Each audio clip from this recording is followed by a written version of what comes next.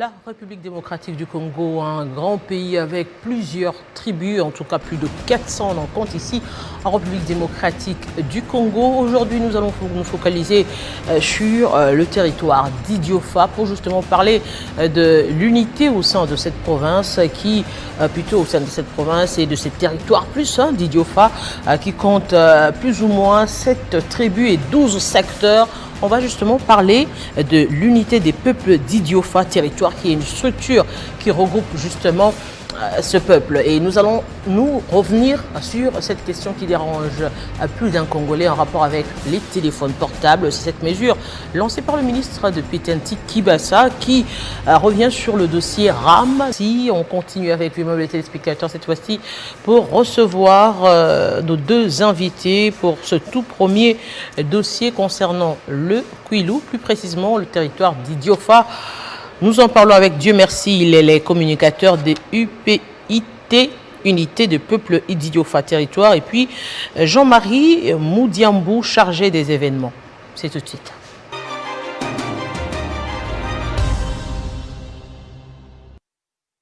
L'unité des peuples d'Idiofa serait-elle menacée? C'est la grande question qu'on va se poser tout à l'heure avec nos deux invités qui nous auront rejoints sur ce plateau. Bonsoir monsieur Dieu merci Lélé et monsieur Jean-Marie Moudiambou. Bienvenue sur ce plateau.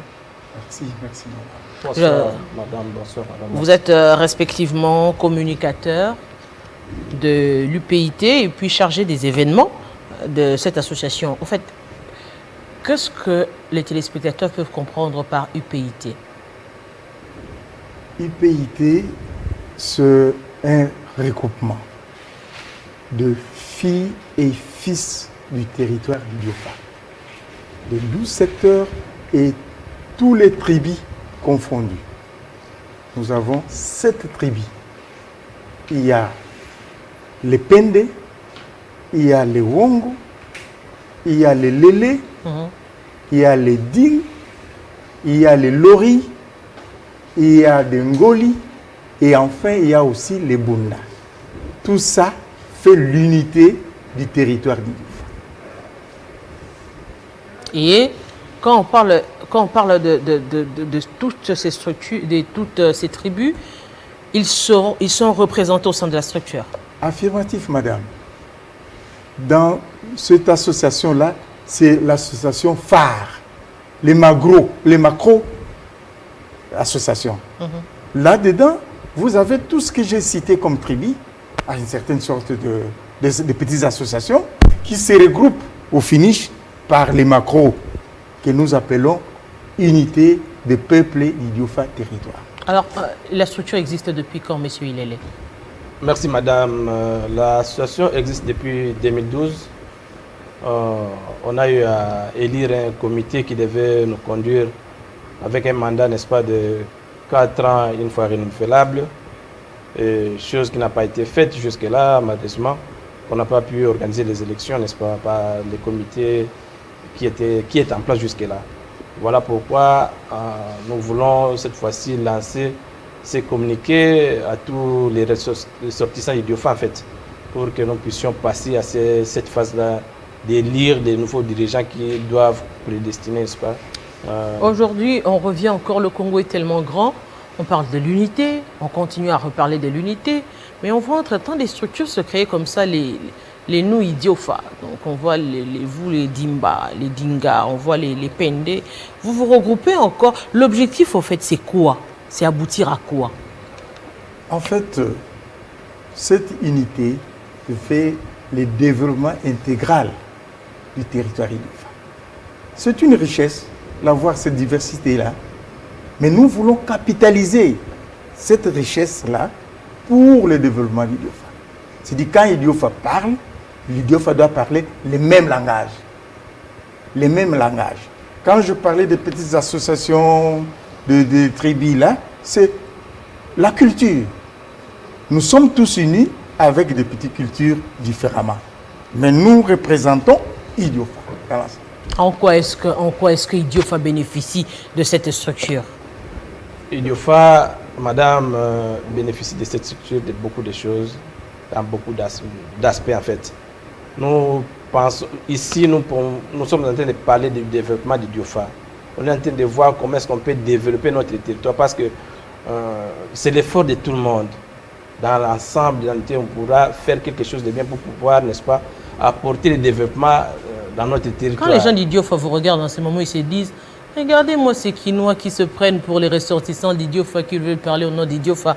Et en contrepartie, on ne les voit même pas, on ne les sent même pas à Idiofa. Tout à fait, c'est une question pertinente, madame. Mais laissez-moi vous dire que Idiofa voudrait voir tout le monde qui est natif, non pas seulement natif d'Idiofa, mais ceux qui sont d'origine, qui ont ces origines-là d'Idiofa, en fait, où qu'ils peuvent se trouver, que ce soit à l'extérieur du pays ou ici à Kinshasa, n'est-ce pas? Tous, nous formons cette union-là, cette unité-là d'Idiofa, cet aspect-là qui veut voir tous les fils et fils d'Idiofa, n'est-ce pas, évoluer au sein de cette UPIT, cette unité des peuples d'Idiofa, territoire ainsi que de l'UPIT.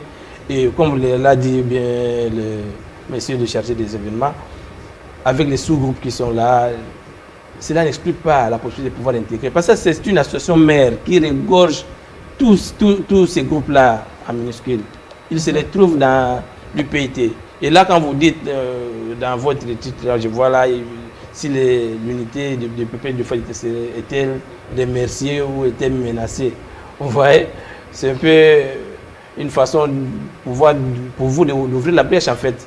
Mais sinon, nous sommes là parce qu'il y a eu une léthargie qu'on a constatée, n'est-ce pas, par rapport à ce on s'est dit en créant cette association, c'est-à-dire les objectifs qui étaient visés, qui étaient, n'est-ce pas, qui devaient faire l'étude. Aujourd'hui, si on doit parler 8 ans, depuis que l'association a été créée, quelles sont les actions concrètes que vous avez menées, non seulement pour le peuple d'Idiofa, mais également pour le territoire d'Idiofa? Merci madame, je m'attendais à cette question-là. Cette unité a produit des effets. Je ne veux en citer que 3. Partant de cette structure, nous avons pu demander au chef de l'État de l'époque. On a écrit, les preuves sont là facilement, pour demander l'asphaltage de la cité d'Idiofa. C'était fait. Nous avons pris contact avec la société Vodacom, qui à son temps nous a donné des bancs, des pupitres, des bancs. Nous devrons assurer les transports pour chez nous. Et partant toujours de cette association-là, nous avons donné des bourses aux plus brillants de chez nous, qui émergent sur place à Idiofa. C'est comme ça que nos efforts de Kinshasa ont des implications, ont des effets sur Idiofa. Voilà, madame. Mais aujourd'hui, quelles sont les actions que vous comptez mener? Parce que vous en avez mené à l'époque, aujourd'hui. Mais est-ce que c'est suffisant? La population de l'arrière-pays attend beaucoup de ces ressortissants qui peuvent porter la voix au-delà des frontières et jusqu'ici à Kinshasa pour permettre à ce que leur situation puisse être améliorée. On parle de l'eau potable, de l'électricité dont ils ont besoin, les biens de première nécessité. Oui, madame. Il nous serait impossible de résoudre tous les problèmes à la fois. Nous estimons que le comité qui a fait, s'il y a un autre comité qui vient, il trouve là où les autres se sont arrêtés, il peut continuer. Et ça ferait la fierté d'Idiofa. Vous demandez à ce que, une fois au comité, résoudre tous les problèmes. Oh, madame, ça serait trop demandé. Oui, vous avez ajouté. Oui, il y a beaucoup de choses aussi qu'on devrait voir cette fois-ci. Comme vous le savez, Idiofa aujourd'hui, pour votre information, a une quarantaine de têtes d'érosion. Voilà les difficultés que nous avons à Idiofa maintenant. Il y a ces problèmes d'eau, il y a ces problèmes d'électricité qui pourra bientôt, n'est-ce pas, être résolus avec Kakobola. Mais au moins, avec les comités qui vont être mis en place, je pense qu'il pourra faire aussi en sorte que nous puissions avoir gain de cause dans tout ce que nous... Où est-ce que vous en sommes avec l'organisation des élections, justement? Oui, pour les élections, nous comptons, on organise les élections le 11. C'est dimanche 11. Je venais particulièrement ici pour annoncer aux ressortissants d'Idiofa que le dépôt des candidatures commence demain. demain mercredi jusqu'à vendredi à 12 heures. Il y a un bureau qui est placé au lieu des élections, c'est-à-dire au niveau de l'espace, vous permettez, l'espace Bikapi, au niveau de la foire. Il y a un bureau qui sera placé là-bas, qui va recevoir les candidatures. Pour la présidence, la candidature est conditionnée par une caution qui n'est pas trop lourd pour permettre à tout le monde d'y participer. On a demandé $100 pour la caution. Quand les candidatures vont être là, il y a la commission qui va examiner toutes les candidatures. Le dimanche 11, les candidats retenus auront l'occasion, on va leur donner le temps de pouvoir faire leur discours, nous dire concrètement comment ils comptent diriger cette association et on procédera aux élections. Alors qui vote? Tous qui ont le droit de voter. Qui ont le droit de voter, tout ressortissant d'Idiofa. C'est lui qui s'est dit, il est d'Idiofa, il a le droit de pouvoir voter. Et à noter aussi, madame, que tous les postes sont à pourvoir. Oui. Donc, celui qui se sent intéressé de la chose peut aussi postuler, n'est-ce pas, là où il voudra. Un message alors aux ressortissants d'Idiofa qui vous suivent en ce moment, certainement qui voudront également se présenter pour les élections. Oui, madame, oui, tour à tour. Je préfère parler à quiconque, parce que c'est la langue qui est bien écoutée chez nous. On vous le permet, c'est une langue nationale. Langue nationale. Bampangi na betu ya Idiofa. Mbalayei betu ya lombe kuisa. Ben kuisa betu sala élection. Kanangeke tiba kubule bangindu nyonso kutuba kuisa. Kuisa. Betu ba vendi yoke makambo ya bantina ke makambo ya ba groupe ke va ver betu nyonso ke ban Idiofa. Bome buye ban Idiofa ve. Betu kuisa sambu Idiofa kukwena na toala. Un message, oui. Oui, avant de lancer un message aux Fadiolaises et Fadiolais, je voudrais quand même insister sur un point, c'est que la situation est apolitique. Vraiment, la situation est apolitique. Néanmoins, les politiciens peuvent aussi faire partie de la situation, mais ça n'a rien à voir avec la politique. Ça n'a rien à voir avec la politique. Nous sommes là, nous appelons tout le monde, comme le vieux vient de lancer son message à Congo. Nous appelons tout le monde que nous soyons tous là ce dimanche, que tout le monde puisse être là et voter, et faire exprimer sa voix. Parce qu'il n'y a pas question d'imposer quelqu'un qui n'est pas de votre choix. Il faudra que les candidats puissent passer au vote après un discours qui va constituer en quelque sorte de campagne, le jour même de l'élection.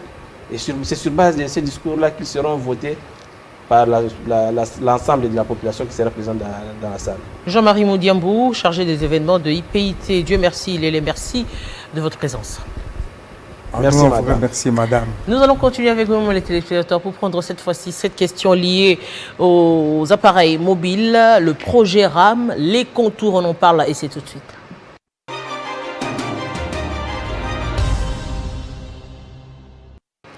Le projet RAM suscite beaucoup d'interrogations ici à Kinshasa, mais également à travers les provinces. Cette question qui dérange et également qui, je dirais, suscite, comme je l'ai dit, d'interrogations. Beaucoup de gens se posent le pourquoi de cette taxe et les bien fondés d'ailleurs de ce projet. On reçoit sur ce plateau Maître Séraphin Oumba en sa qualité de directeur de cabinet du ministre de Pétentique. Bonsoir et bienvenue. Bonsoir madame. C'est quoi le projet RAM ? Non, le projet RAM consiste à mettre tous les téléphones sur un serveur, tous les téléphones que nous utilisons. Maintenant, pourquoi on le fait ainsi? Parce qu'il faut savoir qu'on répond d'abord à une obligation de l'Union de l'IIT, l'Union internationale des téléphones, qui veut que le monde des télécommunications se débarrasse des téléphones contrefaits. Parce que les téléphones contrefaits ont certains méfaits sur le corps humain. Ça, c'est une organisation, une recommandation de l'IIT, comme je viens de le dire. Et après, il y a d'autres avantages suite à cela, notamment, ça nous permet, nous, qui sommes aussi parfois victimes des violences et des vols de téléphones, que à la suite de ce système, un téléphone volé, nous pouvons tout simplement, par ces mécanismes, les bloquer, qui ne fonctionnera plus jamais. Peut-être, nous disons, ça peut faire en sorte que les gens qui ont l'appétit de piquer les téléphones se disent finalement, si je pique le téléphone de madame, qu'est-ce que je peux en faire demain? Parce que ce sera un jouet. Et si, rassurez-vous, quand le téléphone est bloqué par le système RAM, qui est en fait un blocage international, ce n'est pas que parce qu'on l'a bloqué au Congo, tu l'amènes en France ou en Afrique, s'il va fonctionner, c'est plus jamais qu'il fonctionnera. Donc, impératif sanitaire d'abord, parce que c'est une obligation qu'il ne faudrait plus que les gens utilisent les téléphones contre-effets, qui ont des méfaits néfastes sur la santé des personnes humaines. La contrefaçon, c'est pas seulement ici. Vous allez en Chine, vous allez voir des téléphones contrefaits. On vous montre un téléphone.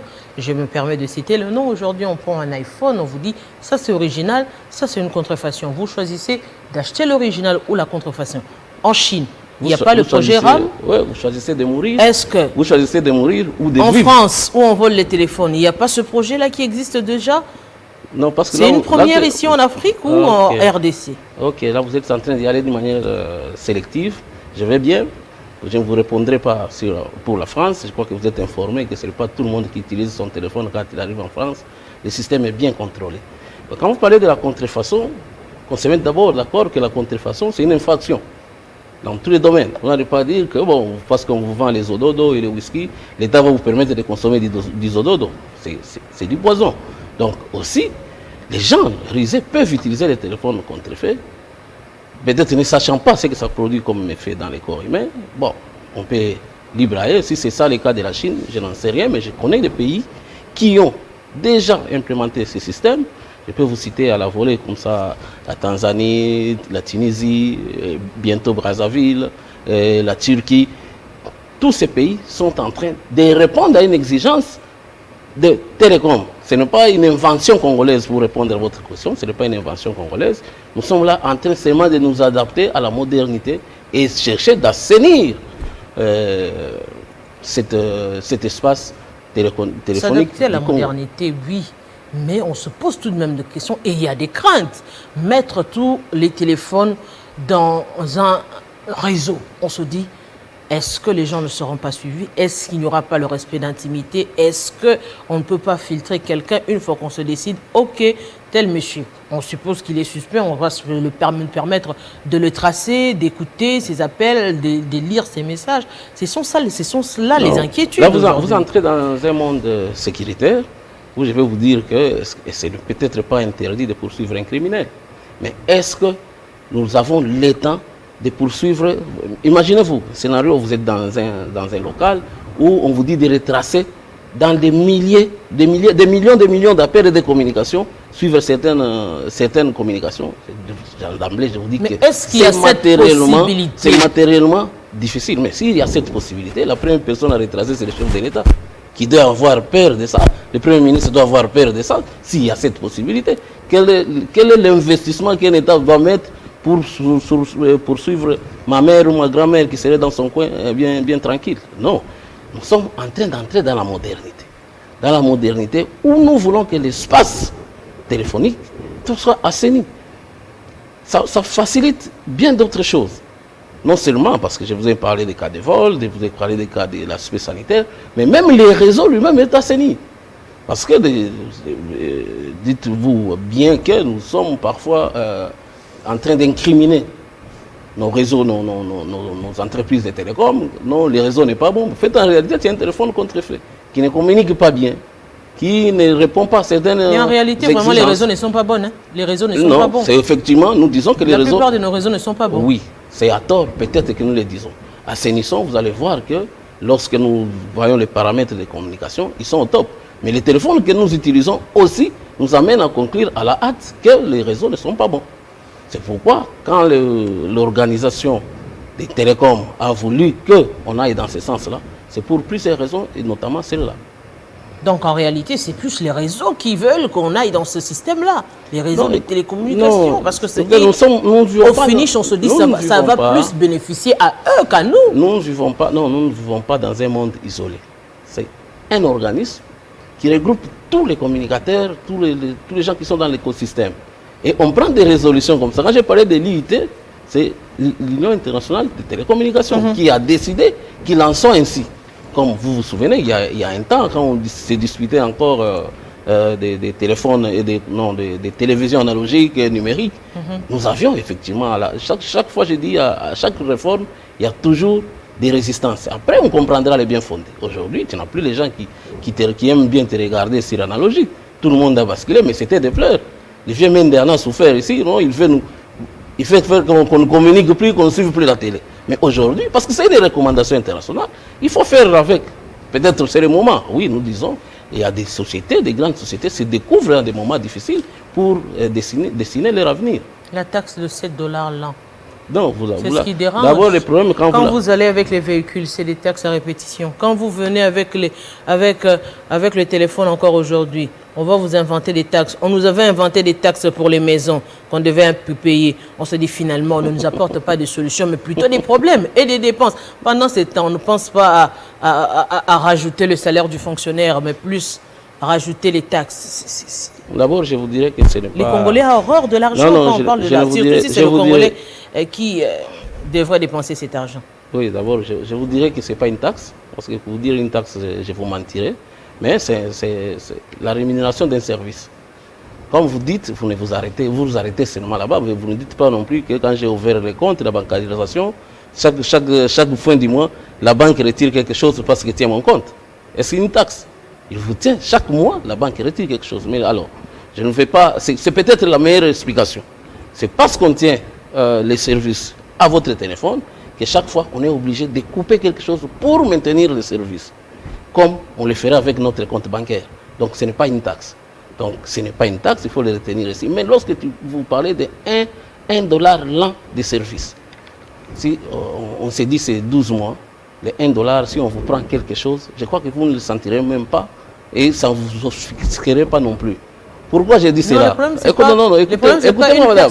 Écoutez-moi, madame. C'est les milliers de Congolais que nous avons. Les gens tournent la tête et on se dit oui, si c'est moi, c'est $1. Mais oui, c'est si on prend multiplié par autant de Congolais qui utilisent, on sait déjà que d'habitude, les Congolais n'utilisent pas un seul portable. Les Congolais ont très souvent deux, trois portables. Vous n'avez pas posé des questions fondamentales. Sur la question technique, je vais vous dire que chaque téléphone a une identité.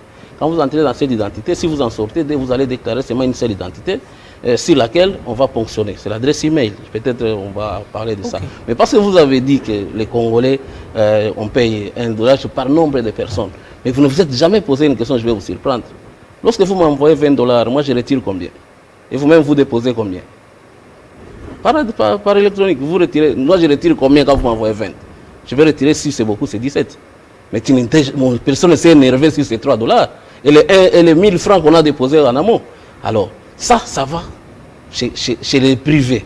Mais l'État vous demande seulement pour soutenir cette histoire, $1 là, il y a des gens qui se déchirent les vestes et des chemises qui font des bruits de tous les genres. J'ai dit que non, quelque part, il ne faut pas avoir de la méchanceté.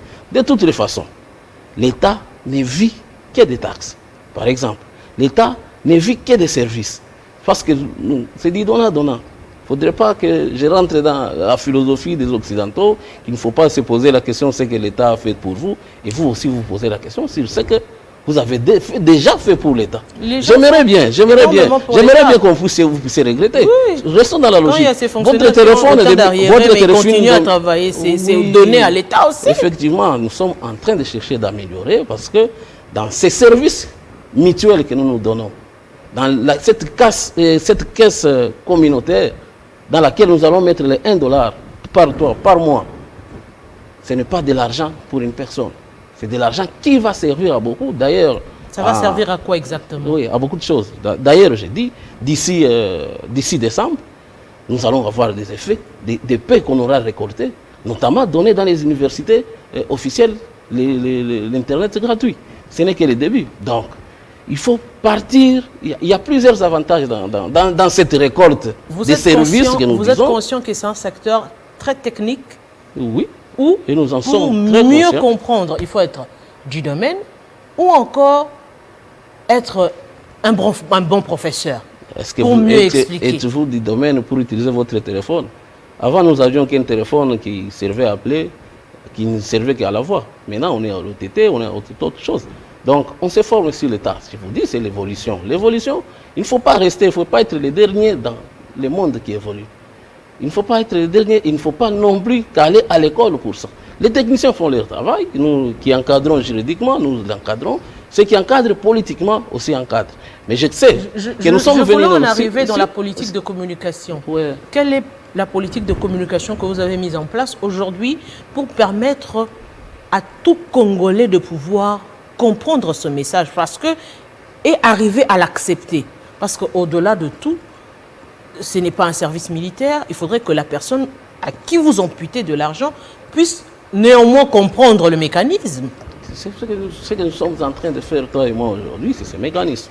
Le système a été lancé le 24 septembre, n'est-ce pas? Lancé pour un mois, pendant un mois, pour une sensibilisation. Donc, c'est le 24 octobre que nous allons effectivement bénéficier du service. Mais maintenant, nous sommes dans la phase de sensibilisation. Il y avait des zones d'ombre, nous venons d'échanger avec vous. Ceux qui nous suivent aussi comprennent. Peut-être les bien fondés, ils comprendront des semaines ou des jours après. Mais il y a tout un programme pour expliquer les bien fondés de cela. Lorsque je parle des effets néfastes des téléphones contrefaits, c'est parce que les études ont démontré que les téléphones contrefaits sont à la base de plusieurs maladies. Et les maladies, pour les soigner, ce n'est pas $1. Parlant que vous allez utiliser. Vous allez utiliser beaucoup, peut-être beaucoup plus. Et l'État, ça va lui coûter encore cher. Alors, qu'adviendra-t-il des téléphones contrefaits? Oui, nous allons vivre avec ça à partir d'aujourd'hui. Nous allons vivre avec ça pendant plus ou moins 2 ans encore. 2 ans. Mais en utilisant la technique qu'on va nous donner pour détecter s'il est bon ou le téléphone est bon ou mauvais, ça nous permettra de vivre, d'avoir une certaine vie avec ce téléphone, soit ne pas les garder chaque fois à côté de soi, soit parce qu'il y en a qui dorment même avec le téléphone, et qui dorment avec les téléphones chargés, ou soit qui communiquent avec ces téléphones contrefaits en charge. C'est toujours, tout ça, ce sont des problèmes. Et nous avons vu des dégâts avec ce genre de téléphone. Mais si vous, en détectez en faisant astérisque dièse 06 dièse, vous avez l'adresse mail. Et les mails, vous l'envoyez à un site de RAM que RAM va donner, ou à un numéro court aussi que RAM va donner, et vous saurez si votre téléphone est contrefait ou n'est pas contrefait. Mais parce qu'on ne peut pas priver les Congolais aujourd'hui de leur téléphone, ils vont rester avec ce téléphone pendant X temps, nous disons. Pour ceux qui ont les téléphones avant le 24 octobre, ils auront 2 ans pour les utiliser, quoique c'est contrefait, mais l'utiliser en prenant des précautions d'usage, comme aujourd'hui, nous avions vécu sans masque, maintenant on vit avec masque. Et nous étions en train de nous donner des accolades, maintenant c'est à distance qu'on se regarde. Mais dis-moi, avec cette information, on saura comment vivre avec un téléphone contrefait, mais pendant 2 ans. Mais ceux qui vont acquérir leur téléphone après le 24 octobre, ceux-là vont avoir une année seulement de vie parce qu'ils sont au moins informés que ces genres de téléphones ne vont plus fonctionner. Et il y a plusieurs autres avantages. Donc automatiquement, après ce délai, les téléphones contrefaits ne vont plus fonctionner. En tout cas, le 24 octobre 2022, si vous achetez un téléphone contrefait, vous l'amenez au Congo, il ne sera pas pris en charge par les réseaux. Puisque c'est un domaine, je le disais tantôt, technique, quelles sont les mesures prises pour protéger aujourd'hui, si vous sortez à travers, ici seulement à Gombe, vous verrez, il y a plus de boutiques, des shops de téléphones que de boutiques d'habillement ou des alimentations. Ça veut dire que c'est tout le monde qui se permet aujourd'hui d'aller, qui c'est à Dubaï ou en Chine, et revenir avec des téléphones et vendre ces téléphones. Quelles sont les mesures prises aujourd'hui pour que demain, le Congolais qui ne sait pas distinguer le bon du mauvais téléphone puisse être rassuré que si je vais à tel endroit, je vais acheter un téléphone de bonne qualité? Oui, j'ai répondu peut-être en passant sur la question en disant que c'est simple. Vous tapez astérisque, dièse, 06, dièse, les numéros sortent. Les numéros mail déjà sort. Au niveau du shop? De votre téléphone, des téléphones que vous voulez acheter vous-même, il sort. Mais s'il a déjà moins de 15 chiffres, il y a beaucoup de chances que ça soit contrefait. S'il a plus de 15 chiffres, en ce moment-là, vous envoyez ces chiffres-là à un numéro court qui sera 470 ou à un site qu'on va donner www.ram.com qui va vous répondre s'il est contrefait, s'il n'est pas contrefait. S'il est contrefait, vous l'achetez. Et s'il il n'est pas contrefait, vous l'achetez, donc il est original, vous l'achetez, et vous êtes pris en charge par les réseaux. Mais si vous vous entêtez, je dis bien à partir du 24 octobre 2022, si vous vous entêtez, en ce moment-là, ni Vodacom, ni Airtel, ni Africell, ni Orange ne pourra vous prendre en charge. Et vous pensez déjà avoir des mesures pour ces personnes-là qui emmènent ces téléphones-là au Congo? Parce que l'idéal, ce serait ça, que ça n'entre pas en RDC, mais oui, les mais téléphones. Il faut apprendre à se réinventer. Madame, et si on raisonne comme ça, nous aurions aussi raisonné de la même manière pour les gens qui vendent les ododos ici. On a dit non, on peut consommer de l'alcool, du whisky, mais pas des ododos. Mais c'est pourquoi on a pris un peu L'idéal ce temps. serait que il ça faut n'entre se pas. réinventer, il faut faire l'agriculture, il faut... Bref, le Congo, ce n'est pas une poubelle. Ce qu'on ne vend pas ailleurs, pourquoi vous aimeriez qu'on vienne vendre ça au Congo? Et puis nous savons, j'ai commencé aussi à l'entame de l'émission par vous dire que la contrefaçon, c'est une infraction pénale. Donc il ne faudrait pas s'accoutumer parce que nous sommes habitués et ça doit continuer comme ça, ce n'est pas une fatalité. Nous devons aussi nous lancer dans le développement, c'est ce qui amène le bonheur pour nous tous. Quand vous savez au moins que les députés également ont lancé des questions orales avec débat à votre mairie, Oui, justement pour c'est ce qui est intéressant. avoir beaucoup de précisions Oui, sur la c'est ce question. qui est intéressant. C'est ce qui est intéressant, c'est la représentation qui doit avoir des explications. Mais si la représentation qui va avoir des explications commence elle-même à bien expliquer ça aux médias, là, il y a un problème de procédure. Nous voulons que la question arrive, qu'on débatte de la question, parce que le ministre et le député ont besoin d'avoir de bonnes informations pour amener à la base. Et si nous le faisons déjà bien, ça risque d'être un double emploi. Mais il ne faudrait pas, quand vous posez la question, vous avez déjà vos conclusions et vous dites que non, ça ne peut se faire que comme ça. Là, je rappelle, c'est aujourd'hui, en 2020, qu'on relance ces projets. Mais lorsque vous allez à la RPTC avait signé en 2016 un même contrat avec une entreprise qui n'a pas su fournir du matériel. Et ce contrat-là a été, au fait, si on parle de remplacement, est remplacé par celui-ci. Donc, nous répondons à une obligation de l'IT. Les députés, je vais bien, tout le monde sait que les normes internationales sont décidées de notre Constitution. C'est dans la Constitution. Bon, si nous répondons à une obligation de l'IT, vous dites à l'État pourquoi vous vous conformez à ce que l'environnement international fait. Alors là, il y a un problème. Là, effectivement, il y a un problème. Non, c'est la même manière que... Oui, nous allons expliquer, il faut expliquer. Mais il ne faudrait pas qu'il y ait de l'acharnement jusqu'à oublier les règles basiques des fonctionnements de l'État. Parce que le gouvernement, là, le gouvernement a discuté, a adopté et a pris un décret. D'abord un décret, le Premier ministre a signé un décret sur la question. Et les ministres n'a fait qu'appliquer par l'arrêté. Vous savez, mais alors, toutes ces informations, vous l'expliquez aussi bien. Il faut avoir l'information, il faut avoir l'habitude. Et les Congolais aussi le savent. Il faut avoir l'habitude. C'était seulement comme ça avec les passeports. Oh, les passeports ici, normal. Oh, semi-biométrique. Oh, biométrique. Finalement, on se rend compte qu'on a encore changé de passeport. Oui. Ça, là, je peux vous rassurer que ces régimes de l'IDPS ici, nous ne faisons pas des choses à moitié. Et nous ne permettons pas que les gens viennent jouer avec l'argent du trésor public. Et ce n'est pas en ce moment ici que les gens peuvent prendre $1 des gens et s'en servir les poches. Ça, du moins, je suis sûr que l'IDPS garantira la gestion de l'argent de tous les Congolais. Il y en a des cas similaires par rapport au... J'ai pas très bien saisi. J'ai même suivi à la chaîne nationale, il y avait un spot qui passait pour dire que avec les médias, avec les télévisions, ces genres de choses existent. J'ai pas très bien compris. Je me dis, est-ce que ce projet de RAM, ça ne concerne que les portables? Non, nous parlons des portables. Nous parlons des portables. Peut-être il y aura d'autres. La télévision, la technologie évoluant. On ne sait pas, peut-être des portables, on aura utilisé autre outil demain. On devra contrôler pour éviter la contrefaçon. Là, je ne sais pas vous rassurer par rapport à l'évolution, mais quand vous avez parlé des télévisions, je vous dis, cette recommandation, lorsque l'Organisation internationale a voulu qu'on se débarrasse des télévisions analogiques, ça a été des pleurs. Je crois qu'il y a encore eu d'émotions, mais aujourd'hui, même ma grand-mère ne peut pas m'envoyer lui acheter un appareil téléviseur avec un gros dos. On lui dit non, cherche-moi les plasmas, et surtout qu'il y ait des TNT. On souligne même qu'il y ait des TNT. Et aujourd'hui, la chose est devenue normale. J'ai dit, bon, chaque fois qu'il y a transformation, qu'il y a évolution, il y a toujours un choc. C'est ça que je vous donne raison sur la question. Il faudra qu'on multiplie la sensibilisation. Et nous avons 1 mois pour le faire. Nous avons bien commencé depuis le 24 septembre et nous sommes dans la sensibilisation. Est-ce que ça sera suffisant, surtout pour l'arrière-pays? Oui, c'est déployé. Je crois que les télévisions comme la vôtre ici nous aident à faire ce travail-là, les radios. Et puis bon, la bonne foi du Congolais compte aussi.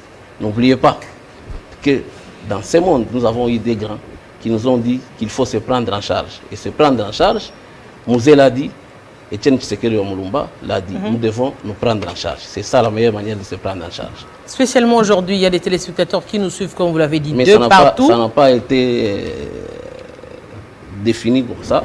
Ça n'a pas été défini. Je vais répondre. En tout cas, les questions auxquelles... Non, c'est pas obligatoire. Les préoccupations que vous vous sentez à l'aise, vous répondez. Et d'autres, peut-être que ça soit sollicité. Il y a, par exemple, M. Jacques Kalimassi à Libreville, qui veut savoir pourquoi ne pas prendre des mesures à l'achat en Chine avec les importateurs. C'est d'ailleurs la question que j'avais posée. Oui. Non, c'est pas facile de le prendre à partir des fabricants parce que nos frontières sont ce qu'elles sont. Elles sont poreuses et puis on ne peut pas interdire à quelqu'un qui entre avec ses 2 téléphones, 4 téléphones en poche et de les connecter au réseau. Nous prenons la précaution de les prendre en charge à partir des réseaux. Je crois que ça serait équilibré pour tout le monde. Sinon, on dirait que vous empêchez quelqu'un qui entre par Matadi, par Kasumbalesa, et c'est lui qui vient en pirogue par Aru ou... bon, comprenez, c'est difficile. Il faut qu'on prenne des mesures qui sont tout à fait objectives et qui mettent tout le monde d'accord. Mais les délais de grâce, qui est quand même de 2 ans, permettra à ce que tous nous puissions arriver à filtrer. Et puis je souligne, parce que d'aucuns pensent que lorsqu'on parle de téléphones contrefaits, les téléphones contrefaits sont ceux-là qui coûtent moins de $15. Non, il y a des originaux qui parlent aussi de 15. Des vrais faux. Il y a des vrais, des vrais de $15 qu'on peut avoir. Souvenez-vous de nos SMS qu'on avait commencé avec, ce n'était pas des contrefaits. Tout le monde aujourd'hui, tout le monde a besoin d'entrer à WhatsApp, oui, Instagram. Oui, il y en a des 35 de bonne qualité, il y en a des 40 de bonne qualité. Donc, tout ce qu'on peut trouver à l'autre, de n'importe quel prix, on peut les trouver qui n'est pas contrefait. Il y a Mme Nadine Bala qui nous suit depuis Paris. Elle pose une question. Comment va se faire la traçabilité de l'argent aujourd'hui avec tout ce qu'il y a en matière d'argent ici en RDC? Comment va se faire cette traçabilité? Est-ce que ce ne sera pas une manière de voler? Oui, c'est effectivement. Je crois qu'elle a peut-être quitté Kinshasa au Congo il y a longtemps, mais aujourd'hui, il y a quand même cette rigueur et les gens ont bien peur de toucher, de tripoter à l'argent de la République. L'argent ira à la destination voulue et connue, qui est le trésor public. Il faut, quant à faire un bon usage, et la distribution, c'est pour le bien-être de tous les Congolais. Et il y a notre frère ici à Lubumbashi, Laurent Kidima, qui pose quelles sont les garanties en ce qui concerne l'intimité dans les conversations. J'ai même commencé par là. C'est la grande inquiétude des gens. Aujourd'hui, avec tout ce qu'on voit avec les réseaux sociaux, les vidéos des gens publiées, les audios des gens écoutés, mis à la place publique, aujourd'hui, on se dit, quelle est la garantie pour que l'intimité des gens puisse être respectée? Oui, j'ai dit que la garantie, c'est la même que nous accordons au réseau. Parce que quelle est la garantie que Vodacom protège mes données? Quelle est la garantie que Orange protège mes données? Africell, RTL? Je préfère les citer tous 4 pour ne pas faire la propagande, parler des uns et des autres. Quelle est la garantie? Il y a des clauses de confidentialité. Mais ici, la garantie, c'est que l'ARPTC, qui garantit cette clause de confidentialité avec les 4 que je viens de citer, c'est même là, l'ARPTC, qui va garantir les clauses de confidentialité par rapport à la société contractante, sa sous-contractante qui s'appelle 5C Énergie. Merci, Maître Séraphin Oumba. Vous avez quand même répondu. Vous avez pu répondre. Grand merci à vous. Aux questions également des téléspectateurs qui nous suivent de partout. Vous l'avez constaté, la question préoccupe plus d'un Congolais. Et il y a lieu justement de communiquer. Vous l'avez si bien dit sur le plateau. Merci d'avoir accepté notre invitation aujourd'hui. Je compte sur vous et je vous remercie de m'avoir donné cette opportunité, madame. Je crois que ce n'est pas la dernière. Non, pas du tout en tout cas. Et surtout que vous avez toujours eu le plaisir de répondre à notre invitation. Je vous dis grand merci. Grand merci également à vous qui nous suivez ici à Kinshasa, à Lubumbashi, à Paris. Également, comme vous l'avez si bien énuméré ici à Libreville également. Merci d'avoir été de nôtres. On se retrouve très prochainement, déjà demain à 13 h pour le journal. Et restez branchés dans quelques instants. Ce sera Gloria Mbouya qui va prendre la place pour la grande édition du journal.